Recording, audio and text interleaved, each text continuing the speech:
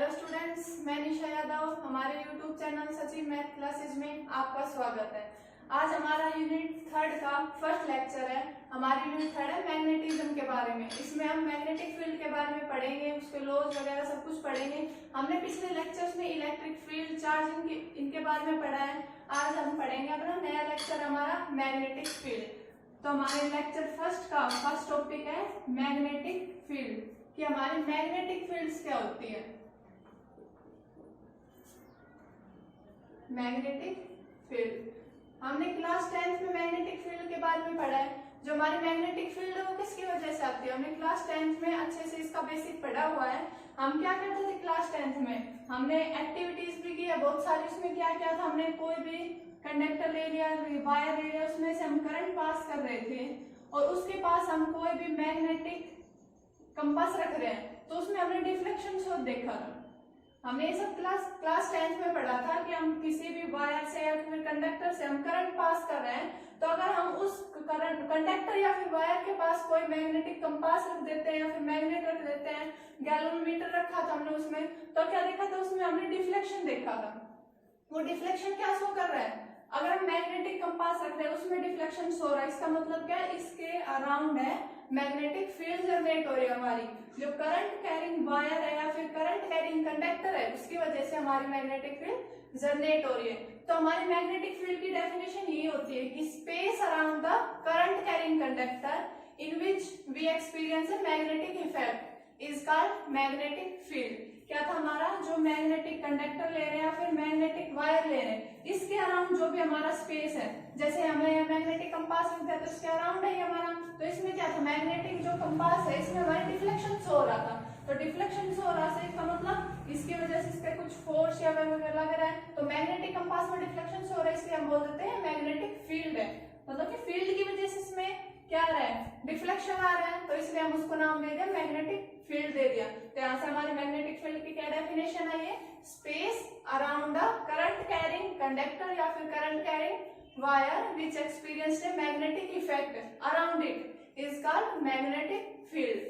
अब क्या क्या था, हमारे एक साइंटिस्ट थे ओरेस्टेड, उसने एक एक्सपेरिमेंट किया। उन्होंने क्या किया, एक वायर ले ली, उसमें से करंट पास करवाया उन्होंने, इस डायरेक्शन में उन्होंने करंट ले लिया। तो उन्होंने क्या किया, या तो फिर आप मैग्नेटिक नीडल्स रख लो या फिर मैग्नेटिक कंपास रख लिया। यहाँ पे क्या रख लिया, मैग्नेटिक कंपास रख लिया, फिर मैग्नेटिक नीडल लेके तो एक पोल एन ले लेंगे, एक पोल एस ले लेंगे, हमारी मैग्नेटिक नीडल हो जाती है यहाँ पे। तो उसने क्या किया था, वायर में से करंट पास करवाया, तो उसने देखा कि कंपास रखा है फिर मैग्नेटिक, उसमें डिफ्लेक्शन शो हुआ हमारा। और उसने फिर दूसरे क्या ऑब्जर्वेशन किया कि उसने फिर वायर में से अपोजिट डायरेक्शन में करंट फ्लो करवाया, फिर वहां पे यहाँ पे कंपास रख दिया या फिर मैग्नेटिक नीडल रख दी, एन और एस, दो पोल होते हैं उसके मैग्नेटिक नीडल के, एन और एस। तो उसने क्या देखा, इसमें डिफ्लेक्शन शो हो रहा था, जो इस केस में जो डिफ्लेक्शन शो हो रहा था और इस केस में, ये केस फर्स्ट ले लिया उसने, ये केस सेकंड ले लिया। जो डिफ्लेक्शन केस फर्स्ट में शो हो रहा था उसके जस्ट अपोजिट शो हुआ इस केस में डिफ्लेक्शन, क्योंकि किसकी वजह से हुआ, उसने ये देखा तो उसने ये रिजल्ट निकाला, जो करंट की डायरेक्शन है उसकी वजह से जो हमारा मैग्नेटिक फील्ड है उसकी डायरेक्शन चेंज हो रही है। मतलब कि यहाँ पे करंट इस डायरेक्शन में था तो इसमें जो डिफ्लेक्शन शो हुआ कुछ ना कुछ, अब इस केस में क्या कर दिया उसने, करंट की डायरेक्शन को रिवर्स कर दिया, तो जो डिफ्लेक्शन शो हुआ जस्ट अपोजिट डिफ्लेक्शन शो हुआ उसको। तो ये क्या था, हमारे साइंटिस्ट थे, उन्होंने एक्सपेरिमेंट किया था। अब हमारा अगला टॉपिक है बायोट सावर्ट्स लॉ। ये बहुत ही इंपॉर्टेंट टॉपिक है और ये हमारे मैग्नेटिक फील्ड का बेसिक है। यही से मैग्नेटिक फील्ड निकालना स्टार्ट करते हैं। तो हमारा टॉपिक है Biot Savart's law. Biot Savart's law हमारे साइंटिस्ट थे, उन्होंने मैग्नेटिक फील्ड के बारे में एक एक्सप्रेशन दिया था। वो क्या था, बायोट सावर्ट्स लॉ। जो बायोट सावर्ट्स थे उन्होंने क्या किया, एक करंट एलिमेंट लिया, उन्होंने पूरी वायर के लिए नहीं लिया, उन्होंने सिर्फ जो एक्सप्रेशन दिया है, जो फॉर्मूला दिया है वो सिर्फ एक एलिमेंट पोर्शन के लिए दिया है, ना कि पूरी वायर के लिए दिया है। उन्होंने कहा कि जो पूरी वायर उसके लिए हम मैग्नेटिक फील्ड नहीं निकाल सकते इस मेथड से, ओनली हम एक एलिमेंट पोर्शन लेंगे उसकी वजह से मैग्नेटिक फील्ड निकालेंगे। तो उसकी वजह से उन्होंने क्या किया, उन्होंने एक वायर ली, ए बी नाम दे दिया इसको, सॉरी एक्स वाई नाम दे देते हैं इसको, एक्स वाई। तो क्या किया उसने, सिर्फ एक एलिमेंट पोर्शन के लिए मैग्नेटिक फील्ड बताई थी, तो हमने एक स्मॉल एलिमेंट पोर्शन ले लिया, इसको नाम दे दिया ए बी, इसकी लेंथ क्या ली इन्होंने, डी एल ली, डी एल। अब जो ये वायर लिया इन्होंने, इसमें से करंट आई फ्लो करवाया, और अब हम क्या किया, उन्होंने क्या किया, एक पॉइंट पी ले लिया, पी पे इस जो एलिमेंट पोर्शन है इसकी वजह से हम पी पॉइंट पर मैग्नेटिक फील्ड निकालेंगे। तो क्या किया, हम इसका एक सेंटर मान लेते हैं सी, वहां से पी पॉइंट को ज्वाइन करवा दिया, इसके बीच की डिस्टेंस है आर, पी पॉइंट और जो एलिमेंट पोर्शन है इनकी और पी पॉइंट के बीच की डिस्टेंस हो गई आर हो गई। तो क्या है, ये जो वायर है इस एक्सिस के साथ हमारा थीटा एंगल बना रही है, और जो करंट है वो इस डायरेक्शन में फ्लो कर रहा है हमारा। जो हम यहाँ पे डीएल लेंगे, डीएल की भी हम डायरेक्शन लेके, लेकिन डीएल की वैसे कोई डायरेक्शन नहीं होती, हम डीएल की डायरेक्शन जो करंट की डायरेक्शन है वही मान के चलेंगे, मतलब कि डीएल की जो डायरेक्शन होगी वो क्या डायरेक्शन होगी, जो करंट की डायरेक्शन होगी वो हमारी डीएल की डायरेक्शन होगी, और जो पॉइंट सी और पॉइंट पी के बीच की डिस्टेंस है वो क्या हमारी आर है, और इसको भी हम डायरेक्शन के देखेंगे तो क्या लिख देंगे, इसको आर वेक्टर देखेंगे। तो जो हमारा बायोट सावर्ट्स लॉ है, उन्होंने जो बायोट सावर्ट्स हमारे साइंटिस्ट है, उन्होंने क्या किया, हम स्मॉल एलिमेंट ले रहे हैं, तो स्मॉल एलिमेंट की वजह से जो मैग्नेटिक फील्ड आई वो क्या आएगी हमारी स्मॉल ही होगी। तो उन्होंने क्या किया, उसको डी बी से डिनोट किया, हम स्मॉल को डी के साथ कर लिखते हैं, तो स्मॉल एलिमेंट की वजह से लिया है तो उसको क्या कहते हैं, हमने डी बी से डिनोट कर दिया कि डी बी हमारी मैग्नेटिक फील्ड आएगी ड्यू टू स्मॉल एलिमेंट की वजह से। तो क्या क्या उन्होंने बताया, जो डी बी हमारी मैग्नेटिक फील्ड आ रही है स्मॉल एलिमेंट की वजह से, वो हमारी डायरेक्टली प्रोपोर्शनल टू करंट होती है, एक तो ये बताया उन्होंने। दूसरा रिजल्ट दिया उन्होंने, जो हमारा डीपी है स्मॉल मैग्नेटिक फील्ड है वो हमारी directly proportional to D L होती है। हम पहले इसको स्केलर में बात करते हैं, वेक्टर में हम बाद में बात करेंगे, हम पहले इसको स्केलर में बात करते हैं। तो हमारा जो मैग्नेटिक फील्ड है वो क्या है, डायरेक्टली प्रोपोर्शनल टू करंट। दूसरा जो हमारी स्मॉल मैग्नेटिक फील्ड है डायरेक्टली प्रोपोर्शनल टू जो हमारा स्मॉल एलिमेंट लिए उसकी होगी। तीसरा उन्होंने कहा जो हमारी स्मॉल मैग्नेटिक फील्ड है वो हमारी directly proportional to sine theta होगी। जो हमारा एंगल है एलिमेंट, जो हमारे एलिमेंट वायर लिया है उसके बीच में और जो ये हमारी एक्सिस है जो पॉइंट पी से हमें इसको जोड़ती है, इन दोनों के बीच में जो एंगल थीटा है उसका साइन क्या होगा, हमारी मैग्नेटिक फील्ड उसका डायरेक्टली प्रोपोर्शनल होगी। और उन्होंने फोर्थ कहा कि जो हमारी स्मॉल मैग्नेटिक फील्ड है वो डायरेक्टली प्रोपोर्शनल होगी 1/r स्केयर के डायरेक्टली प्रोपोर्शनल होगी। यहाँ से इसको हम इनवर्स लॉ भी बोलते हैं। तो हम जो मैग्नेटिक फील्ड है वो हमारी इनवर्स लॉ फॉलो कर दिए, क्योंकि जो भी हमारा फोर्स है या फील्ड है जो भी है वो 1/r स्केयर के डायरेक्टली प्रोपोर्शनल होते हैं, उसको हम बोलते हैं इनवर्स स्केयर लॉ फॉलो कर दिए। तो यहाँ से ये 4 रिजल्ट दिए उन्होंने हमारे बायोट सावर्ट जो साइंटिस्ट थे, उन्होंने हमें 4 रिजल्ट दिए कि जो हमारी स्मॉल मैग्नेटिक फील्ड होती है वो करंट के डायरेक्टली प्रोपोर्शनल होती है, दूसरा डीएल एलिमेंट के डायरेक्टली प्रोपोर्शनल होती है, तीसरा साइन थीटा के डायरेक्टली प्रोपोर्शनल होती है और चौथा 1/r स्क्वायर के डायरेक्टली प्रोपोर्शनल होती है। और जो हमारे जो साइन थीटा है इसमें क्या किया, अगर हम थीटा को 0 डिग्री लिखेंगे तो हमारा क्या है 0 डिग्री का मतलब हम मैग्नेटिक फील्ड निकाल सकते हैं ना। अगर हमारा जो एलिमेंट वायर है वो ऐसे हो, मतलब कि 0 होगा तो क्या होगा, हमारा एलिमेंट वायर ऐसे ही हो जाएगा। तो इस पॉइंट पे मैग्नेटिक फील्ड निकाल सकते हैं, मतलब कि ये हमारी वायर है, इसके इसी वायर के ऊपर कोई पॉइंट दिया उस पे हमें मैग्नेटिक फील्ड निकालनी है तो हम वो भी निकाल सकते हैं। क्या करेंगे, थीटा एंगल हमारा 0 हो जाएगा। और दूसरा क्या होगा, अगर हमें इसके परपेंडिकुलर निकालनी है तो इसका क्या मतलब है, हमारा जो थीटा है वो 90 डिग्री हो जाएगा। तो मतलब जो एक्सप्रेशन आएगा इससे हम इसकी एक्सिस पे भी निकाल सकते हैं और इसके इक्वेटोरियल मतलब कि परपेंडिकुलर पॉइंट पे भी हम मैग्नेटिक फील्ड निकाल सकते हैं। तो यहाँ से क्या है हमारा, इन जो 4 केस आए 4 रिजल्ट आए इनको हम कंबाइन करेंगे तो हमारा क्या आएगा, जो हमारी मैग्नेटिक फील्ड है स्मॉल मैग्नेटिक फील्ड है वो डायरेक्टली प्रोपोर्शनल होगी हमारी आई डी एल साइन थीटा और डिवाइड बाई आर स्क्वायर। इन क्या किया हमने चारों को कंबाइन किया तो हमारे पास ये रिजल्ट आएगा कि जो हमारी स्मॉल मैग्नेटिक फील्ड है वो क्या हमारी इन ये आ गया I D L sine theta upon R square. अब हम क्या करते हैं, प्रोपोर्शनलिटी का साइन हटाते हैं तो हमारा प्रोपोर्शनलिटी कांस्टेंट आता है, तो यहाँ से क्या आएगा हमारा डी बी जो स्मॉल मैग्नेटिक फील्ड है is equal to proportionality sign लगा देते हैं K I D L sine theta divide by R square. ये क्या है, स्मॉल मैग्नेटिक फील्ड आई हमारी। अब जो यहाँ पे के है ये क्या है हमारा प्रोपोर्शनलिटी कांस्टेंट, इसको क्या बोलते हैं हम, प्रोपोर्शनलिटी कांस्टेंट।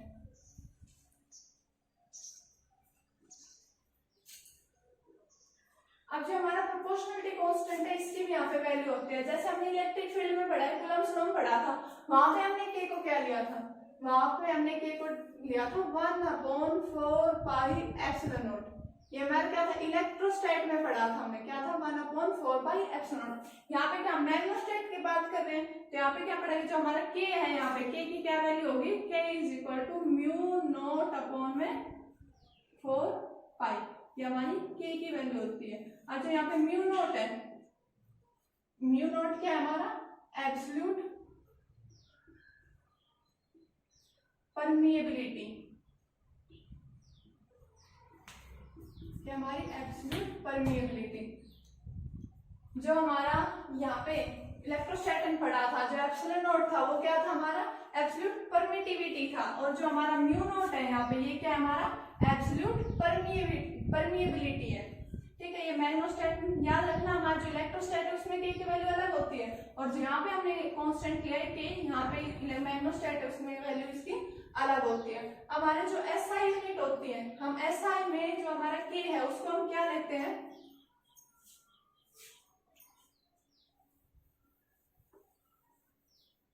जो हमारा के है इसकी इन एसआई यूनिट में हम इसको लिखते हैं म्यू नॉट अपॉन 4 पाई, इसकी वैल्यू होती है, इसको लिखते हैं, इसकी वैल्यू होती है 10⁻⁻⁷। ये बहुत ही स्मॉल वैल्यू होती है, 10⁻⁻⁷ में जा रही है, पावर -7 में जा रही है, जो कि बहुत स्मॉल वैल्यू है। तो यहाँ से हमारा जो मैग्नेटिक फील्ड है उसकी क्या वैल्यू आ जाएगी, जो हमारा फाइनल रिजल्ट है वो क्या आएगा हमारा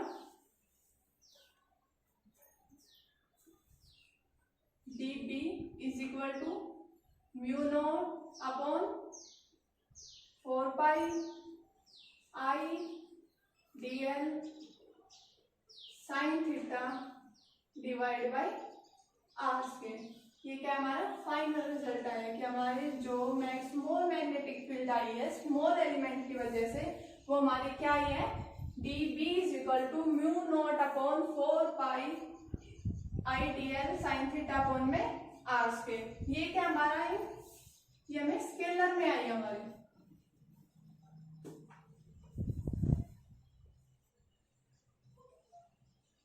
क्या ये स्केलर फॉर्म है।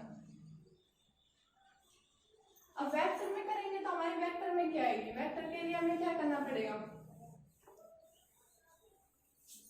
साइन थीटा है, साइन थीटा है इसमें फॉर्मूले में, इसका क्या मतलब हमारी वेक्टर में करेंगे तो हमारी क्रॉस प्रोडक्ट से आएगी। हमें यही देखते हैं वेक्टर के फॉर्म में, देखा अगर हमारा कोस आ रहा है तो वहां पे हम डॉट प्रोडक्ट लिखते हैं, अगर हमारा साइन थीटा आ रहा है तो उसका क्या मतलब है, हम क्या लेंगे वहां पे क्रॉस प्रोडक्ट आएगी।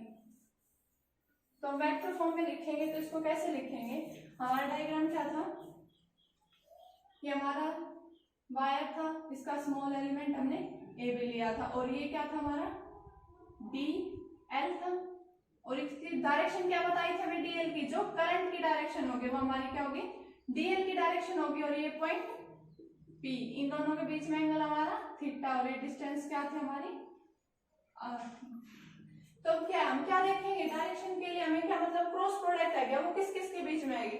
सबसे पहले देखेंगे जो हमारी थीटा एंगल ये किस किस के बीच में, यहाँ पे थीटा एंगल किसके बीच में हमारा डीएल एलिमेंट और आर के बीच में, किसके बीच में हमारा डीएल और आर के बीच में। हमारा फॉर्मूले में वहां तो है नहीं, अगर हम इसको लिखें तो ये कुछ गलत हो गया, क्या हमारा D B is equal to mu naught upon 4 pi, हम वेक्टर में लिखते हैं इसको, क्या आएगा आई डीएल हमारा वेक्टर है क्योंकि डायरेक्शन बता रहे, डायरेक्शन कैसे बता, इसकी डायरेक्शन क्या डिफाइन किया हमने, जो करंट की डायरेक्शन है वही, करंट हम वेक्टर क्वांटिटी नहीं लेंगे, इसको हम स्केलर क्वांटिटी लेंगे, क्योंकि हमारा करंट है वो स्केलर क्वांटिटी। सिर्फ इसकी डायरेक्शन हम ऐसे डिफाइन करते थे। इसकी डायरेक्शन कहाँ से आती है, हमारे इलेक्ट्रॉन के डायरेक्शन से करंट की डायरेक्शन डिफाइन करते हैं कि करंट जिस डायरेक्शन होगा उसके अपोजिट डायरेक्शन में हमारा करंट फ्लो होगा। हम करंट की कोई स्पेसिफिक डायरेक्शन नहीं लेते हैं यहाँ पे। तो जो करंट की डायरेक्शन होगी वो हमारी डीएल की डायरेक्शन होगी। तो डीएल होगा वो क्या, हमारे वेक्टर क्वांटिटी।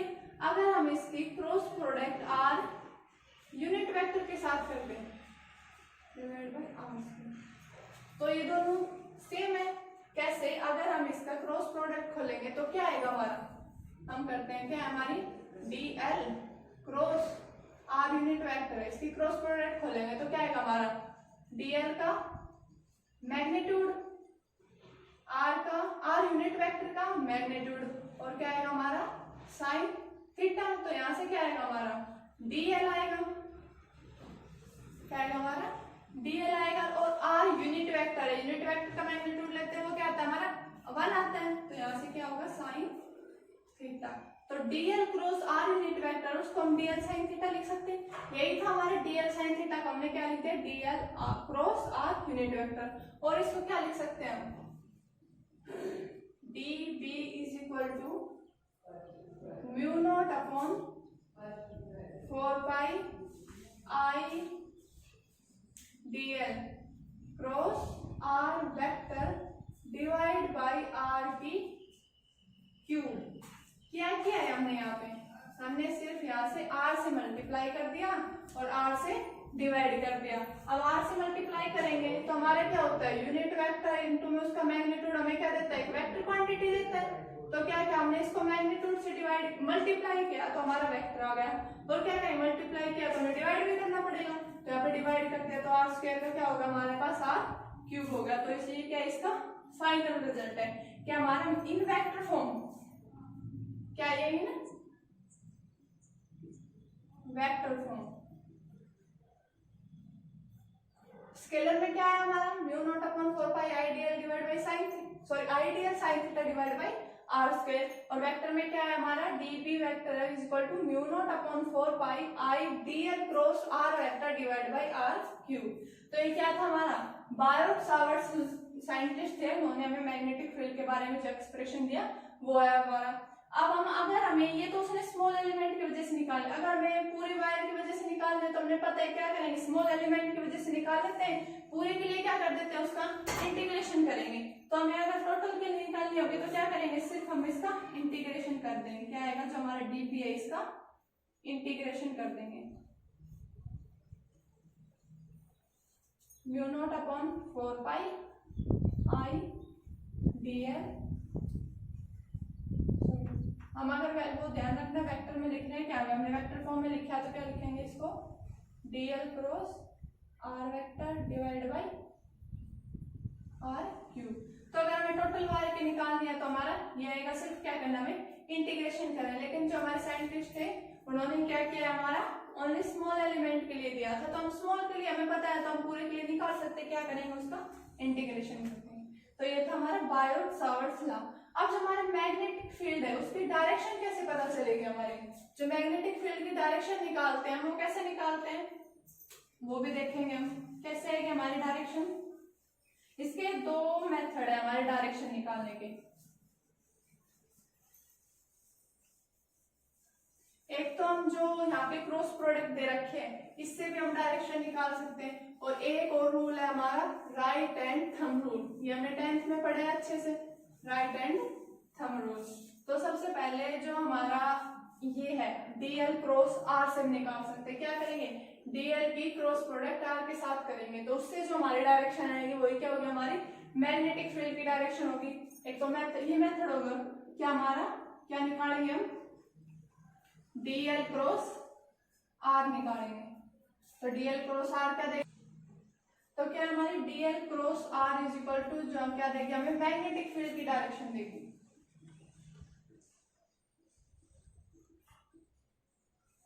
क्या करेंगे हम, जो हमारा डायग्राम था उसमें देखा था हमारे डीएल भी है और आर भी है। क्या था हमारा, मैं फिर से बना देती हूँ, क्या था हमारा, ये डीएल था इधर, ये हमने डीएल एलिमेंट लिया था, इसकी डायरेक्शन क्या थी, जो करंट की डायरेक्शन थी। और ये क्या था हमारा पॉइंट पी था, इसकी डिस्टेंस क्या थी, हमने आर वेक्टर से डिनोट की थी। तो जो हमारा जो ये DL है, ये DL पोर्शन है, DL इसकी डायरेक्शन हमारी, ये वेक्टर क्वांटिटी है। तो DL और R वेक्टर है, इसके क्रॉस प्रोडक्ट करेंगे। जब हमारी जो डायरेक्शन आएगी, क्या करते हैं, दो चीज के हम क्रॉस प्रोडक्ट करते हैं तो हमारी थर्ड डायरेक्शन आती है वहां से। हमने कोऑर्डिनेट सिस्टम में पढ़ा है, हम x और y की क्रॉस प्रोडक्ट करते हैं तो हमारी z डिफरेंट डायरेक्शन आती है। तो वैसे ही क्या करेंगे, हम DL और R की क्रॉस प्रोडक्ट करेंगे तो हमारी डायरेक्शन आएगी, वही क्या होगी, हमारी मैग्नेटिक फील्ड की डायरेक्शन होगी यहाँ पे। और दूसरा क्या हमारा, हम किससे निकाल सकते हैं इसको, राइट एंड थंब रूल से भी निकाल सकते हैं। राइट एंड थंब रूल से निकालने के लिए क्या करेंगे, सबसे पहले हमारा दूसरा मेथड क्या है, right and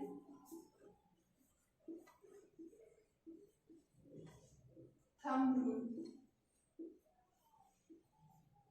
right hand thumb rule क्या कहता है हमारा, क्या करेंगे हम, राइट हैंड थंब रूल क्या कहता है हमारा, हम क्या लेंगे, राइट हैंड लेंगे और जो हमारा राइट हैंड का थंब है उसको क्या रखेंगे, करंट की डायरेक्शन में रखेंगे। क्या करेंगे, राइट हैंड थंब रूल में जो हमारा थंब होता है उसको क्या करते हैं, करंट की डायरेक्शन में रखते हैं। और जो ये हमारे फिंगर्स होते हैं इसको क्या रखते हैं, हम आर की डायरेक्शन में रखेंगे, मतलब जिस तरफ पॉइंट है उस डायरेक्शन में रखेंगे हम। तो क्या करेंगे, हमने थंब को आई की डायरेक्शन में रखा और जो हमारा पॉइंट है इस डायरेक्शन में, हमने जो फिंगर्स इसको इस डायरेक्शन में, अब क्या करेंगे, इसको कर्ल करेंगे। तो जिस साइड हमारी फिंगर कर्ल होती है, क्या हो रही है, हमारी इस तरफ कर्ल हो रही है, तो हमारे क्या मैग्नेटिक फील्ड की डायरेक्शन क्या होगी, हमारी इनवर्ड होगी। और कैसे होगी, इसके परपेंडिकुलर होगी। तो इस पॉइंट पर हमारी क्या होती है, डायरेक्शन जो मैग्नेटिक फील्ड की डायरेक्शन होगी वो कहाँ होगी, हमारी इनवर्ड होगी। और क्या होगी, ऐसे इनवर्ड जा रही मतलब कि इसके परपेंडिकुलर होगी। जो हमारा बोर्ड है या प्लेन ऑफ पेज होता है उसकी क्या होती है, परपेंडिकुलर होती है हमेशा। और किस डायरेक्शन होगी, इस पॉइंट पे देखेंगे तो हमारी इनवर्ड होगी। अब मान लो हमारा जो पॉइंट है इस तरफ होता, ये क्या पॉइंट मान लिया, ये पॉइंट हमारा इस तरफ होता, तब क्या करते हैं हम, थंब को तो हम क्या रखेंगे, करंट की डायरेक्शन में रखेंगे, लेकिन जो हमारी फिंगर है उसको क्या रखेंगे, जिस तरफ हमारा पॉइंट है उस डायरेक्शन में रखेंगे। तो हमारा पॉइंट इस तरफ है तो ऐसे रखेंगे इसको, थंब हमारा करंट की डायरेक्शन में होगी, जो हमारी फिंगर है वो पॉइंट की डायरेक्शन में होगी। तो क्या करेंगे, इसको कर्ल करेंगे। तो कर्ल करके क्या आ रही है, आउटवर्ड आ रही है। तो इस पॉइंट पे देखेंगे तो हमारी मैग्नेटिक फील्ड की डायरेक्शन क्या होगी, हमारी आउटवर्ड होगी। और इनवर्ड होती है उसको हम इस चीज से डिनोट करते हैं, आउटवर्ड का मतलब हमारा ये होता है। ठीक है, तो यहाँ से हमने मैग्नेटिक फील्ड की डायरेक्शन निकाली। कैसे निकालेंगे, हम एक तो DL क्रॉस R करेंगे, वहां से हमारी डायरेक्शन आएगी वो मैग्नेटिक फील्ड की डायरेक्शन आएगी। और दूसरा हमारा क्या करेंगे, हम राइट एंड थंब रूल लेके चलेंगे। तो राइट एंड थंब रूल से जो हमारी जाएंगे मैग्नेटिक फील्ड की डायरेक्शन, इसमें क्या होता है, थंब हमारा करंट की डायरेक्शन बताता है और जो हमारे फिंगर्स होते हैं उसको हम किधर रखेंगे, जिधर हमारा पॉइंट है, जिस डायरेक्शन पॉइंट है, या फिर क्या होगी, जिधर हमारी R की डायरेक्शन में रखेंगे हम अपने फिंगर्स को। तो जब हम फिंगर्स को कर्ल करेंगे तो क्या आएगी, जो कर्ल करने के बाद डायरेक्शन आ रही है वो हमें क्या बताएगी, मैग्नेटिक फील्ड की डायरेक्शन बताएगी। ये तो हमारा बायट-सावर्ट्स लॉ, और हमने इसमें मैग्नेटिक फील्ड की डायरेक्शन भी पढ़ी है कि मैग्नेटिक फील्ड की डायरेक्शन कैसे निकाल सकते हैं। तो ये था हमारा आज का टॉपिक। तो हमारी अगर कोई प्रॉब्लम है तो कमेंट करके जरूर बताना, वीडियो को लाइक करना और हमारे चैनल को सब्सक्राइब करना। Thank you students.